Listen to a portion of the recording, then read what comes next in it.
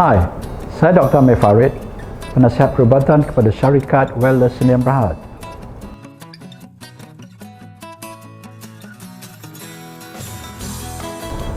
Pada zaman kini, ramai orang yang mudah jatuh sakit.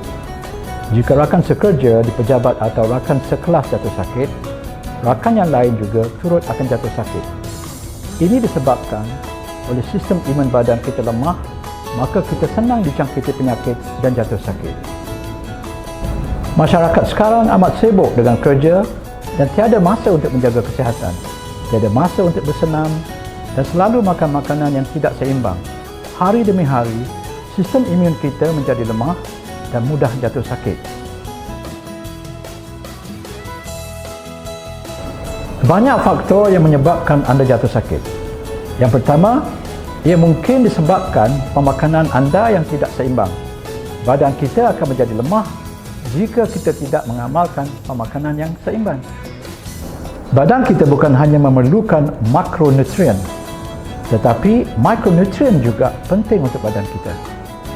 Selain itu, jika kita tidak mengambil air yang mencukupi, badan kita tidak dapat menyah toksin dengan efektif. Badan menjadi lemah dan senang dijangkiti penyakit.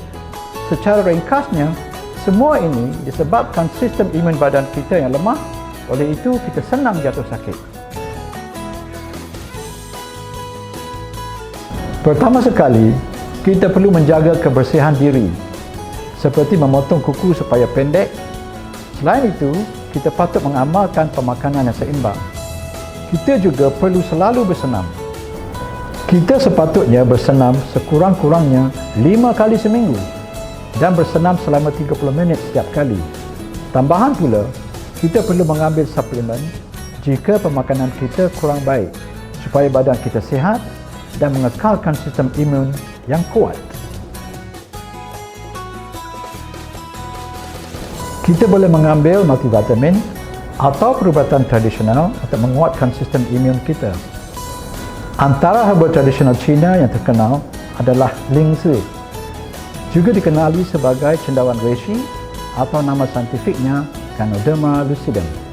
Ia telah digunakan selama lebih 2000 tahun oleh orang Cina sebagai rawatan perubatan. Cendawan Lingzi amat terkenal dan sudah lama digunakan untuk menguatkan sistem imun seseorang. Cendawan Lingzi juga dapat meningkatkan sistem imun kerana ia mengandungi bahan aktif polisakarida, amino acid yang penting dan triterpin. Semua bahan aktif ini amat berkesan menguatkan imuniti seseorang dan telah digunakan sebagai tonik untuk selsema, mencegah kanser dan sebagainya. Secara ringkasnya, Lingzi dapat memperkuatkan badan secara keseluruhannya, mengembalikan kesihatan, mempercepatkan pemulihan penyakit berpanjangan, mengurangkan kesan kesampingan kemoterapi atau radioterapi.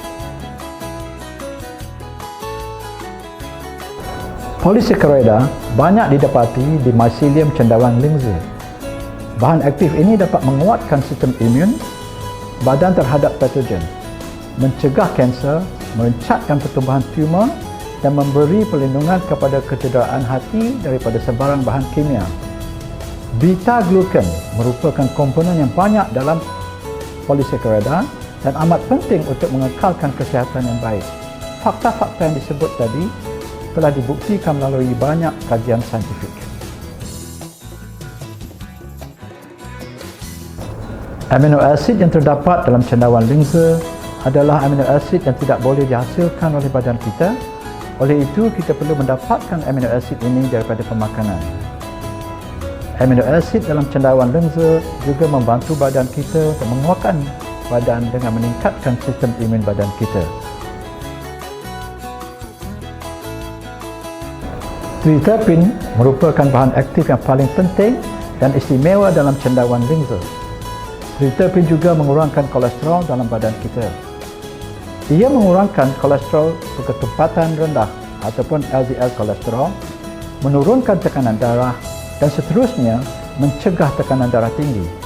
Secara ringkasnya, triterpin dapat mengurangkan risiko penyakit kardiovaskular dan cerebrovaskular. Sesiapa yang mempunyai sistem imun yang lemah, orang yang bermasalah fungsi hati dan penghidap tekanan darah tinggi. Pesakit selepas rawatan pembedahan boleh mengambil lensa sebulan selepas pembedahan.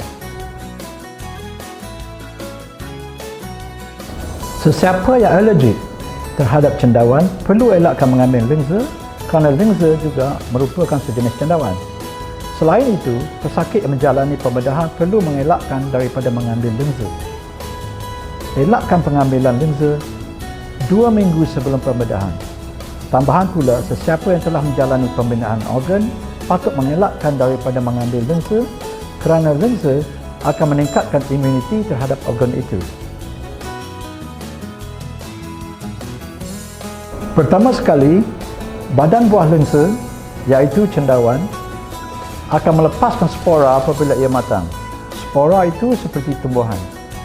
Spora akan tumbuh akar menjadi miselium. Akhirnya, miselium akan terus berkembang menjadi badan buah. Spora lensa biasanya perlu dipecahkan supaya nutrisinya lebih mudah diserap. Nutrien utama dalam badan buah lensa adalah triterpin, immunoglobulin, vitamin dan unsur surih ataupun trace element. Manakala nutrien utama dalam miselium merupakan polisakarida, vitamin dan unsur surih. Kedua-dua bahagian lensa mempunyai fungsi yang istimewa.